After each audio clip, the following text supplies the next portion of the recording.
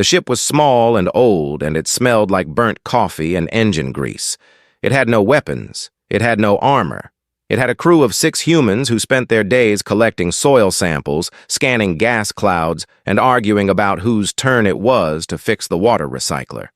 The name painted on its side was the Cora Blue, and it had no business being at the edge of the Verath Nebula. But there it was. Kara Lawson was sitting at her desk when the alarm went off. She was 24 years old. She was from Columbus, Ohio, and she had short brown hair that she never bothered to style. She was not a soldier. She was not a fighter. She was a xenobiologist who had spent the last 8 months studying fungal growths on dead moons. She wore a faded gray jacket with a coffee stain on the left sleeve that she had stopped trying to remove. She was, by any measure, a completely ordinary young woman. She looked up from her microscope when the alarm beeped. And then she looked at the small monitor above her desk. A ship had appeared on the scanner. A big ship. It was not human. She walked to the bridge. The bridge of the Cora Blue was not impressive. It had 4 seats, a cracked ceiling panel that hummed when the engines ran, and a wide front window that looked out into dark space. Pete Garner was already at the controls. Pete was 31, tall and thin, with messy red hair and the kind of energy that made it seem like he had drunk too much coffee even when he had not. He was a good engineer. He was also the most nervous person Kara had ever met. "That's a council ship," Pete said without turning around. His voice was tight. "I can see that," Kara said. "A patrol frigate, Varathi class, armed." "I can see that too. Why are they locking a tractor beam on us?" Kara did not answer because she did not know. Then she watched the big gray ship slide into position above them. It was 3 times the size of the Cora Blue. Its hull was dark and smooth, without markings she could read. The tractor beam hit them with a low, deep vibration that went through the floor and up into her feet. The rest of the crew came to the bridge. Doug Haley, the geologist, stood in the doorway with a mug of coffee still in his hand. Nina Farrow, the medic, stood next to him. They all watched the Varathi ship in silence, and no one said anything for a moment. Then Pete said, "They're docking." The docking process was rough. The pale guard did not knock. They did not wait. The side hatch was forced open with a magnetic tool, and 4 of them came through in a line, tall and gray-skinned, wearing black armor that covered them from neck to boot. They moved the way people move when they have never been told no in their entire lives. Their faces were flat and still. Their eyes were pale yellow, and they spoke in High Galactic. None of the crew spoke High Galactic. It was not a language humans were officially taught. It was the language of the Council, used in courts and formal proceedings and nowhere else that ordinary humans ever went. The lead guard spoke again, louder this time. Pete raised both hands slowly. "We don't understand," he said. "We don't speak High Galactic. Do you have a translator?" One of the guards pointed toward the cargo bay. The meaning was clear enough. "Move." The crew moved. They walked through the narrow corridor in single file, the guards behind them. Kara walked near the back. She looked at the guards as she passed them. She looked at their armor, at the weapons on their belts, at the way they held themselves. She was not making a plan. She was not thinking about escape. She was just watching. It was something she had done her whole life, watching things carefully before she understood them. They were put in the cargo bay. It was cold and smelled like metal. Boxes of equipment were stacked along the walls. The guards stood at the entrance. Pete turned to the crew. "I think I caught a few words," he said quietly. "Something about a quarantine zone." "We weren't in a quarantine zone," Doug said. He was still holding his coffee. He had not put it down. "We were in open nebula space. I checked the charts twice before we moved to this position." "Tell them that," Nina said. "I'm trying," Pete said. And he turned toward the guards and began to speak again, slowly, mixing what little High Galactic he knew with hand gestures. One of the guards walked toward him. Pete kept talking. The guard raised his baton and hit Pete across the face. It was fast and hard, and Pete went sideways. He would have hit the floor, but Kara was already moving. She caught him by the arm and pulled him upright. Pete pressed his hand against his cheek. Blood was already coming through his fingers. Kara looked at the guard. The guard looked back at her. The cargo bay was very quiet for a moment. Doug set down his coffee cup on a nearby box very carefully, as if the sound of it touching the surface might cause something bad to happen. The lead guard, the one who had been speaking, watched Kara's face. He was called Executor Drav, though none of the humans knew his name yet. He had served in the Pale Guard for 30 years. He had boarded hundreds of ships. Then he had overseen arrests on a dozen worlds. He had looked into the eyes of every kind of species the galaxy had to offer. He had never seen an expression quite like the one on this human woman's face. It was not rage, it was not fear. It was something quieter than both. It was the look of someone who had just decided something and was not going back on it. Drav transmitted a coded message back to Council Space. He listed the charge as interference with a sanctioned planetary quarantine. But he listed the species as human. He listed the prisoner as one female, young, no military status. The reply came within an hour. The warrant was approved by Sovrath Keel, the galactic judge, the highest judicial authority in the known galaxy. The penalty listed on the warrant was death. Sovrath Keel had not reviewed the full file. It had not checked the location coordinates. It had not asked any questions. And it was a very old being, and it had signed death warrants for 11,000 years, and it had never once been wrong, so it saw no reason to check. The crew was told that Kara would be taken to Vareth Prime Station and executed. Pete could barely speak through the blood on his face. Doug stood very still. Nina held onto a cargo strap on the wall as though she needed something to hold. Kara was calm. She did not cry. She did not plead. She looked toward the small porthole at the far end of the cargo bay, through which the stars were still and cold and very far away. She was already thinking. The pale guard put restraints on her wrists. Magnetic cuffs, heavy and tight and clearly designed for a being larger than her. They fit poorly around her narrow wrists. She noticed that. She was led out of the cargo bay and through the hatch into the Varati ship. The last thing she saw before the hatch closed was Pete, pressing his hand to his bleeding cheek, watching her through the gap. She gave him a small nod. Then the hatch sealed shut and the Cora Blue fell away behind her as the patrol frigate accelerated into the dark. Vareth Prime was the kind of place that made a person feel very small. It was a ring world, a massive circular structure built around a dying red star. The star gave off a dull orange light that made everything look like it was on fire very slowly. The station itself was enormous, and a city that went on forever in both directions, full of ships and docking arms and corridors that stretched so far they disappeared into the haze. Hundreds of species lived and worked and passed through Vareth Prime every single day. Most of them had never thought about humans at all. Kara was brought in through a cargo dock, not a passenger entrance. There were no windows in the transport bay. She had spent the journey in a small holding cell at the back of the patrol frigate, alone, and with nothing but a narrow metal bench and a thin blanket. The cell had one small vent near the top. She had spent most of the trip sitting on the bench with her back against the wall, her eyes open, not sleeping. She was thinking. The pale guard moved her through the back corridors of Vareth Prime quickly. The beings they passed stopped and stared. Some of them had never seen a human before.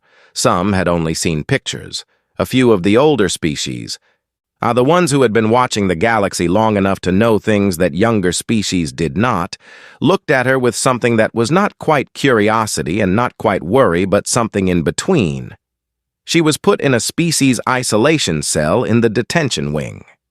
The cell was a transparent cube, about 3 meters on each side. The walls were clear so the guards could see in. The floor was hard. There was a bench along one wall, a small water dispenser, and a shelf. Nothing else. She could see the guard station from inside, and the guard station could see her. They gave her a data pad. It was loaded with what the council called basic orientation materials, documents about council law and station rules, meant for alien prisoners who did not understand where they were or what was happening to them. The guards assumed she would not be able to read most of it, that she would spend her time confused and scared. She read all of it. She read it slowly and carefully, going back over parts she did not understand the first time. She read the enforcement protocols. She read the warrant procedures. She read the charter that governed which zones fell under council jurisdiction. She read Provision 7 of the Enforcement Accord, which dealt with warrants filed outside legal jurisdiction, and she read it twice. Then she pressed her wrists together and began to apply very slow, very steady pressure to the left coupling of her restraint cuffs. Not enough to trigger the sensors, just enough to work the metal seal, little by little over many hours, the way water wears down stone if it drips long enough. She had 3 days. Back on the Cora Blue, Pete Garner was not sleeping either. His cheek was wrapped in a bandage that Nina had put on with more care than the injury probably needed. He sat at 3 consoles at once, typing fast, sending messages, pulling up records. His hands were steady even though the rest of him was not. He was scared, and he was furious, and he was using both of those feelings to work faster than he normally did. The problem was simple and terrible. Humanity held observer status in the Galactic Council. Observer status meant humans could attend public council proceedings. They could submit written complaints. They could watch. They could not vote. They could not bring legal cases, and they could not demand that a warrant be reviewed. They were guests at the table, not members of it. And no human diplomat had enough standing to challenge a death warrant signed by Sovrath Keel. Pete knew this. He tried anyway. He sent messages to every human contact in council space he could find.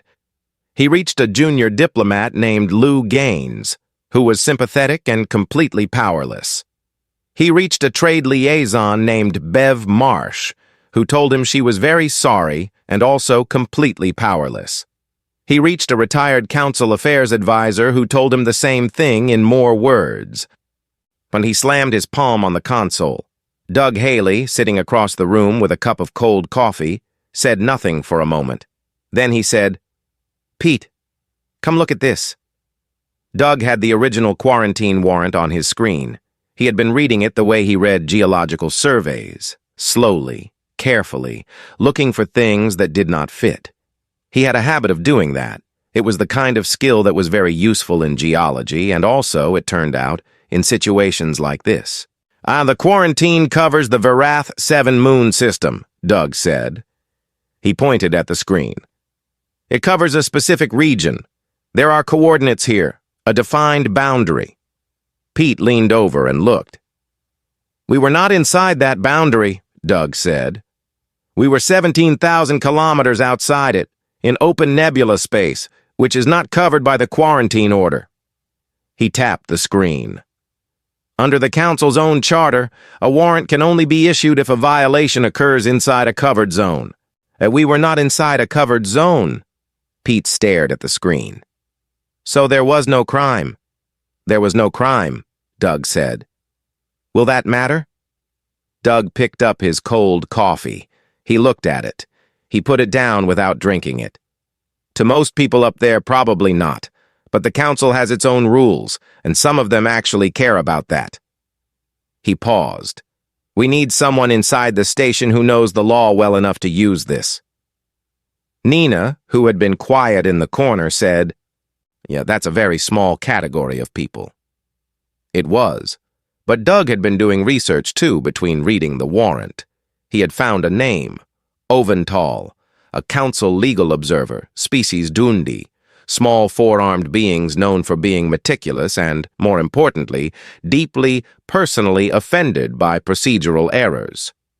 Ovental had spent 40 years filing legal challenges to council decisions.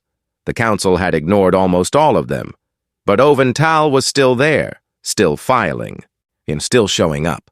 A being who had spent 4 decades arguing with a wall and had never once stopped. "That's our person," Pete said. Getting a message to Ovental was not easy. Duundi did not use standard communication channels. They had their own internal network, old and slow and not connected to anything humans normally had access to.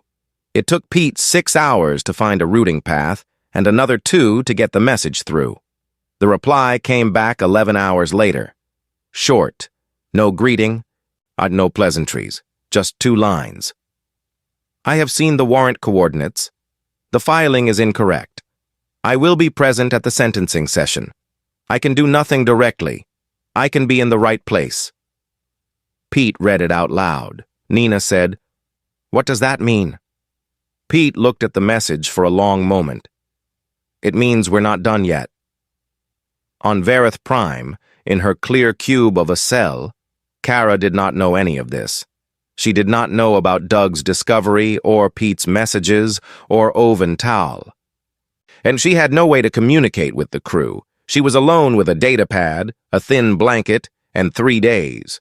She used all 3 of them well. By the night before the sentencing, she had read the enforcement accord 4 times. She had memorized the sections that mattered.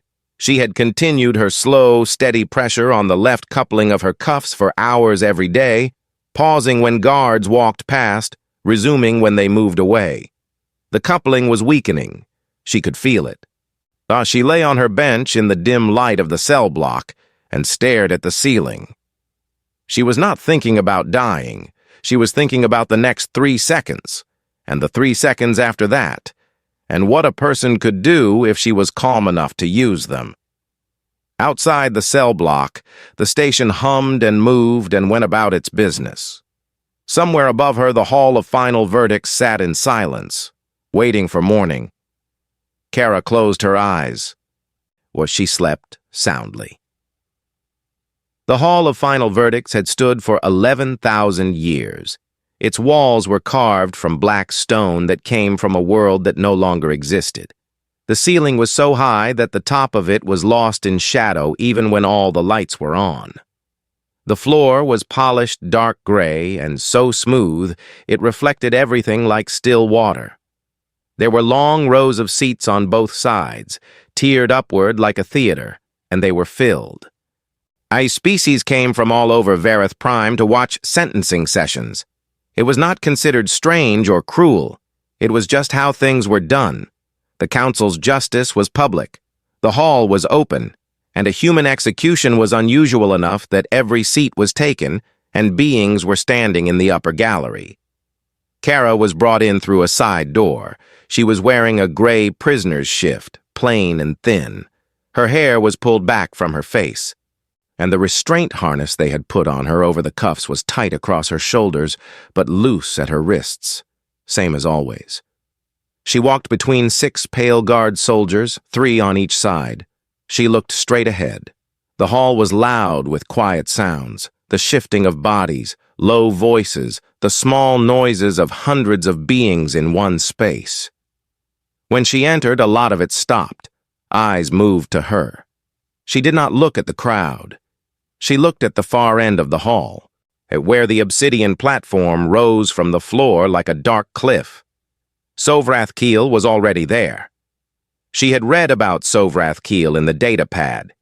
The description had been short and formal. It had not prepared her for the real thing. The galactic judge was enormous.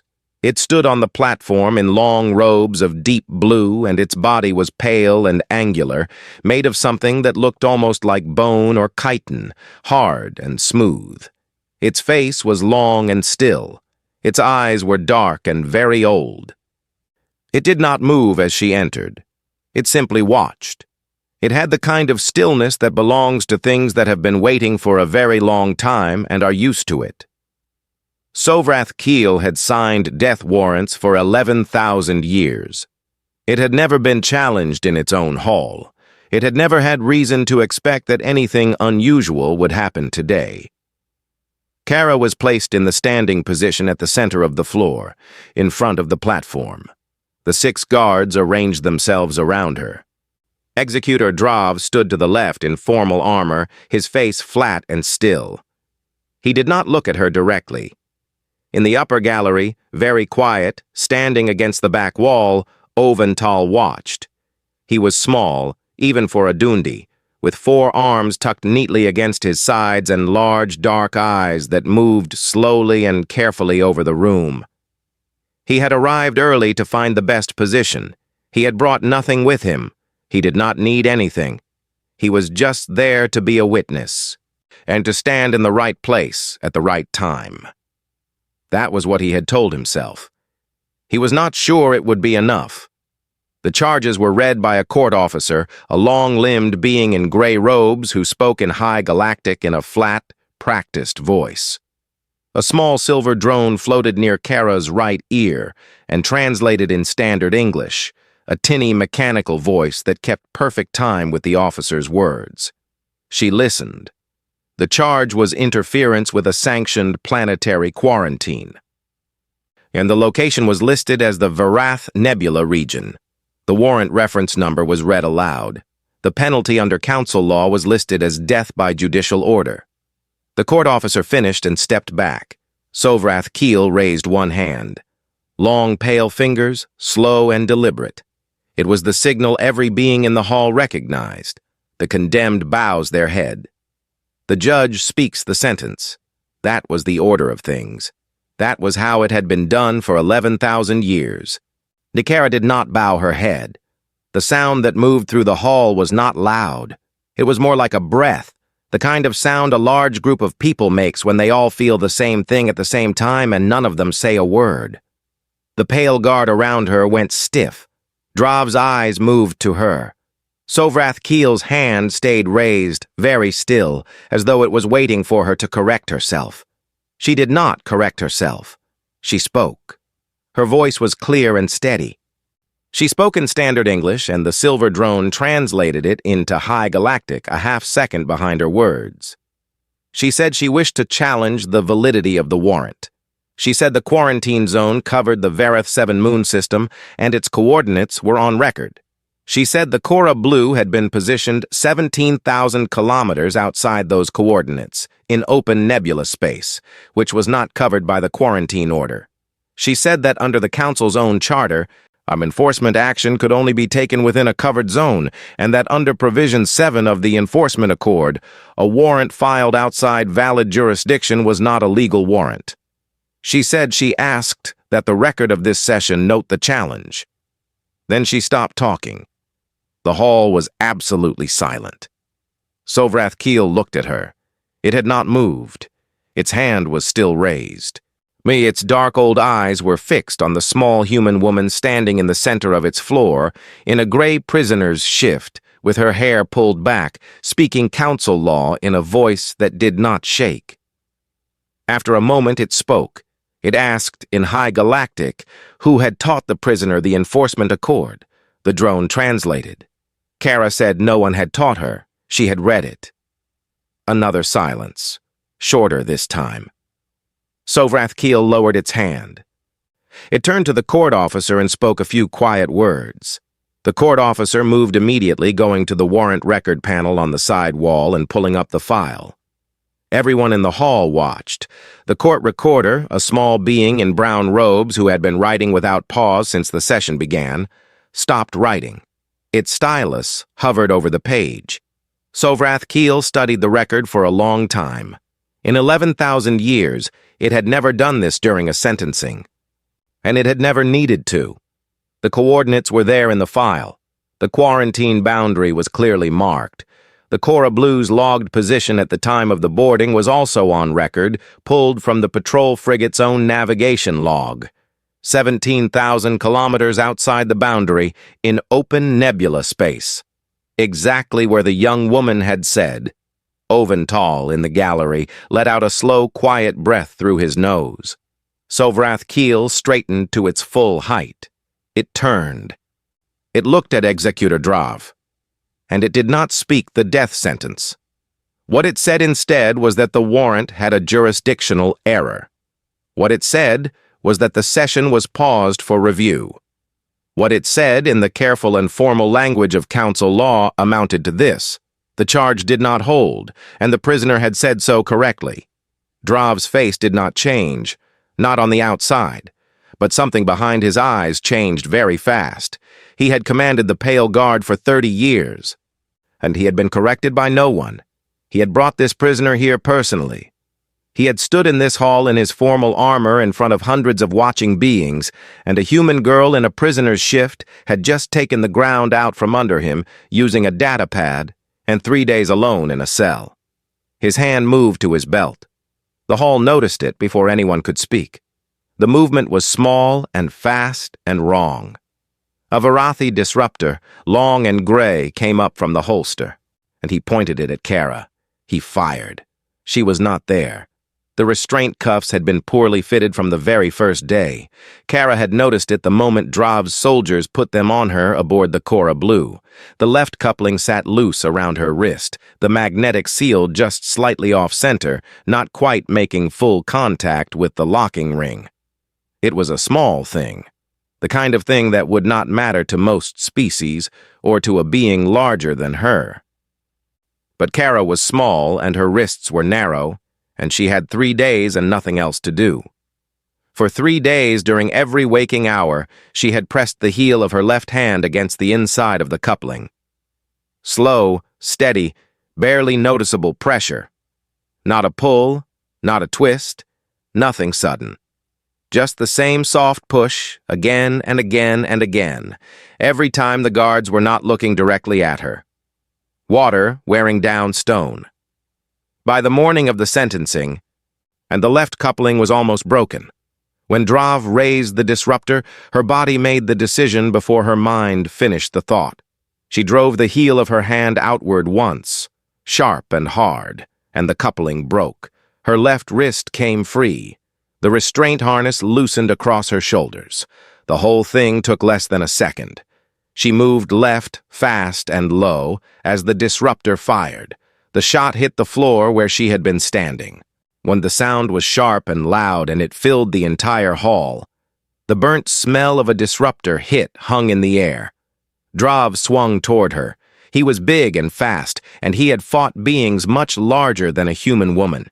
He had the weapon and the armor and 30 years of training.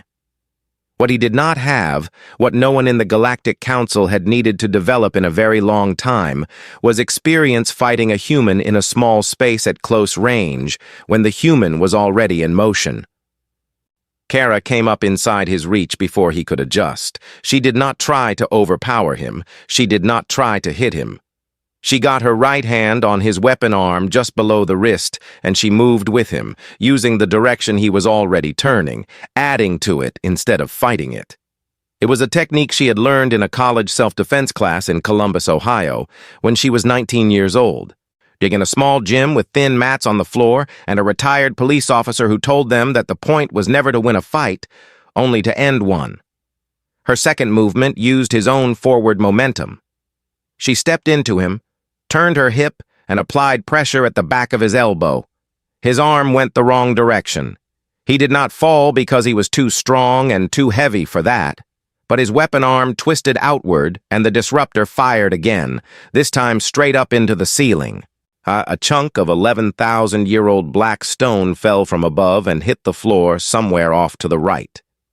By the third second, Drav was on the floor. Not unconscious, not badly hurt, just on the floor, and Kara was standing beside the obsidian platform with his disruptor in her hand. The 6 Pale Guard did not fire. They had been trained from the day they entered the Guard that Sovrath Keel was never to be caught in a crossfire. Never, under any circumstances. Whatever else happened, but the judge did not get shot. And Kara was standing 3 feet from Sovrath Keel, and the angle was wrong for every single one of them. The hall was frozen. Hundreds of beings sat in their seats without making a sound. Nobody moved. The court recorder had its stylus pressed against the page and was not writing. The court officer stood by the wall with both hands slightly raised, not because anyone had told it to, but because the situation seemed to require it. Kara looked at the disruptor in her hand. She turned it around. She held it out, handle first, toward the nearest court officer. The court officer looked at it. It looked at her. It took the weapon. In the gallery, Ovental started clapping. It was the only sound in the hall, 4 small hands coming together at a steady pace, not fast or frantic, just steady and clear. He clapped for about 10 seconds. No one joined him. He did not seem to mind. Drav got up from the floor slowly, and his armor was scuffed. His face was the face of someone trying very hard not to show what was happening behind it. He straightened up and stood there in the middle of the floor with nothing in his hands, and a small human woman standing beside the judge's platform looking at him calmly. 2 council security officers moved toward him from the side door. It took Drav a moment to understand what was happening. When he did, he went very still. He was placed under arrest. It was, as far as anyone in that hall could recall, the first time a Pale Guard commander had ever been arrested in the Hall of Final Verdicts. The charges were unauthorized weapons discharge in a hall of law and attempted murder of an unarmed prisoner. The hall watched it happen in total silence. After that, things moved quickly. The warrant was formally voided by Sovrath Keel. The session record was updated. The crew of the Cora Blue was released from the impound hold and told they were free to go. Pete Garner received the notification on his console and stared at it for a moment before he let himself believe it. Then he put his face in his hands and sat like that for a while. Doug Haley read the notification twice, very carefully, the same way he read everything. Then he said, "She did it," quietly, to no one in particular. Nina Farrow did not say anything. She just walked to the small side cabinet, took out a bottle of something Pete had been saving for a special occasion, then poured 2 cups.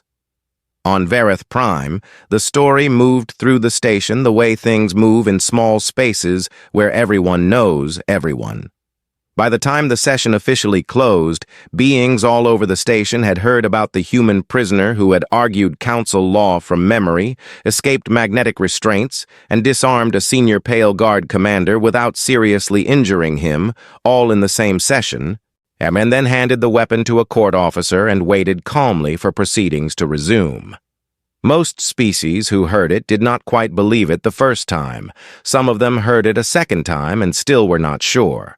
A few of the older species, the ones who had been watching the galaxy long enough to know things, heard it and were not surprised at all. They had been wondering how long it would take for something like this to happen. The Sovrath Keel returned to its platform after Drav was removed. The hall had not emptied. Everyone was still there.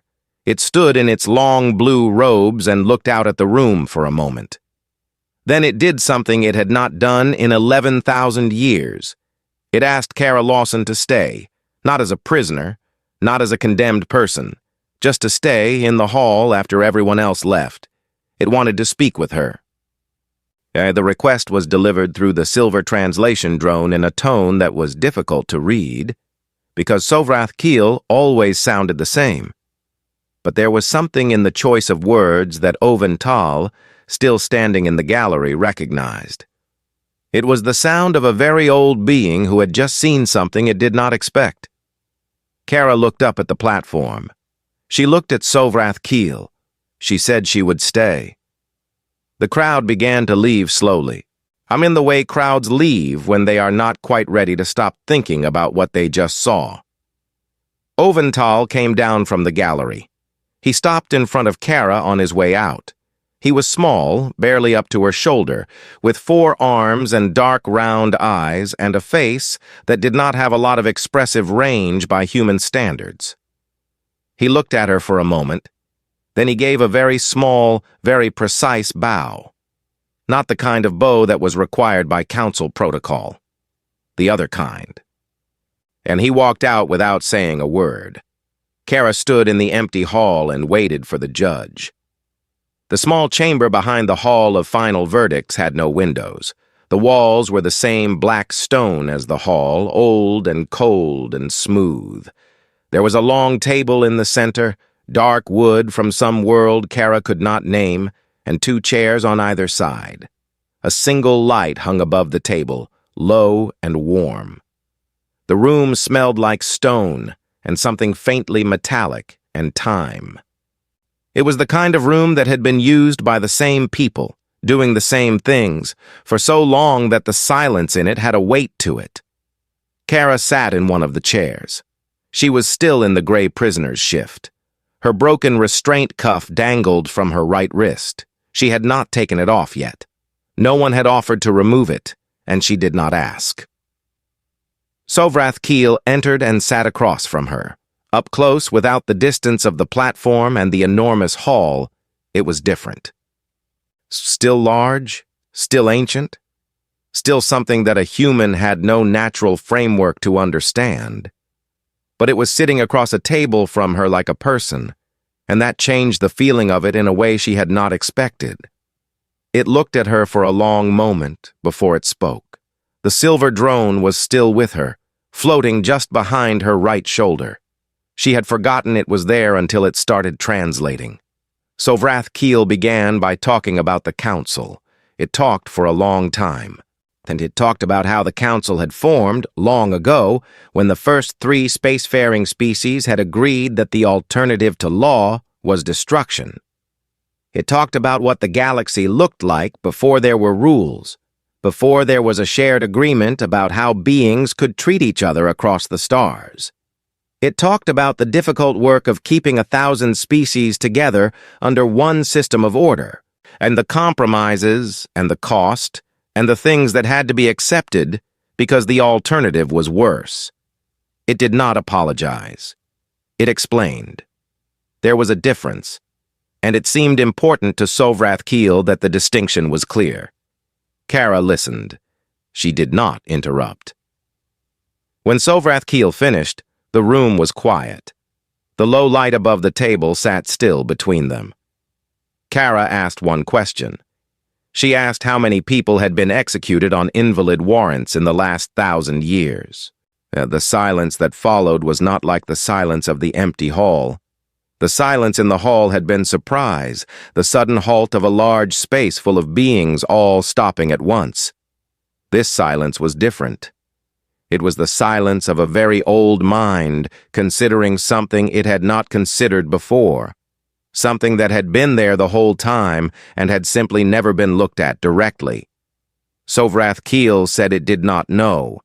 It said the records would need to be reviewed. And it said that the system was large and the volume of cases over 1,000 years was enormous. It said that it had trusted the warrant process because the warrant process had procedures in place to prevent exactly this kind of error. Kara said that the procedures had not prevented it in her case. Sovrath Keel was quiet again. Then it said that was correct. Kara said she thought reviewing the records would be a good place to start. She did not say anything else. She did not lecture. She did not list demands. She did not speak about human rights or galactic justice or the responsibility of power.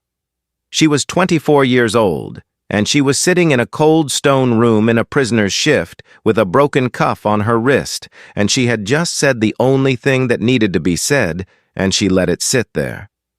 Sovrath Keel looked at her for a long time. Later, beings who studied council history would spend years trying to understand what happened in that small room. They would write long papers about the legal significance of the Accord advocate position, about the political implications of a judge reviewing its own warrant records for the first time in millennia. They would analyze Sovrath Keel's decisions and map out the changes that followed and debate what had really shifted and why. None of them had been in the room. What Sovrath Keel understood, sitting across from Kara Lawson in that cold, quiet space, was something that did not translate well into legal language. It understood that it had signed a death warrant for a young woman from a minor species at the edge of explored space, a woman with no rank and no allies, and no history with the council. And instead of dying, she had read the law, memorized it, spoken it calmly in front of 1,000 beings, escaped her restraints, disarmed a soldier without killing him, handed back the weapon, and then sat in a chair and asked one single precise question that 11,000 years of galactic jurisprudence had never thought to ask. Not because of training, not because of enhancement, not because of any advantage that could be measured in the usual ways. Because she had 3 days and a data pad, and she had decided to use them. Sovrath Keel created the Accord advocate position before the end of that day. It was the first new judicial role in council history in over 2,000 years. The role existed to audit warrant records, to review old cases, to find and flag procedural errors. It had real authority. It could not be ignored. The first appointment was Oven Tall, who received the news in his small office and sat with it quietly for a while and then had to go find a cloth for his face, because something had gotten in his eyes. The second appointment was Kara Lawson, and as a consulting specialist. Her title was long and formal in High Galactic. In standard English, it meant something close to the person who reads what others do not bother to read. On the Cora Blue, Pete got the message. He read it once. Then he laughed. It started as a short laugh and became a longer one and went on for a while, the kind of laughing that has something else mixed into it. He pressed both hands flat on the console and let it run out until it was done. And then he wiped his eyes with the back of his hand and sat there for a moment. Doug Haley was in the kitchen when the notification came through on the shared screen. He read it. He did not say anything dramatic. He poured 2 cups of coffee, the real kind, not the recycled kind, from the good supply he had been saving. He carried one to Nina, who was in the medical bay running a check on her equipment. He handed it to her without explaining. She read the screen over his shoulder, and she took a sip of the coffee. "Of course she did," Nina said. They stood there together for a minute, drinking their coffee, looking at the message. Back on Vareth Prime, a junior court scribe was finishing the official record of the session. It was a long record. A lot had happened. The scribe had been writing for hours and was tired, and when it reached the end, it tried to write a proper formal summary of the outcome, the way such records were normally written. It tried 3 times. And the formal language kept making it sound like something ordinary had happened, and it had not been ordinary. The scribe looked at its notes. Then it wrote what it had actually seen, plainly and simply, in the clearest language it knew. It wrote, "Proceedings interrupted, warrant voided, attempted execution canceled, condemned walked out." The scribe read it back. It was short. It was not formal. It did not sound like the other 11,000 years of records in that hall, and it was completely accurate. The scribe left it exactly as written, closed the file, and went home. Somewhere at the edge of explored space, the Cora Blue turned itself around and began the slow journey back toward human territory. Inside, the coffee was hot, and the engine hummed, and Pete was already talking too fast about what happened next. Outside the window, the stars were still and cold and very far away. They looked a little different than they had before.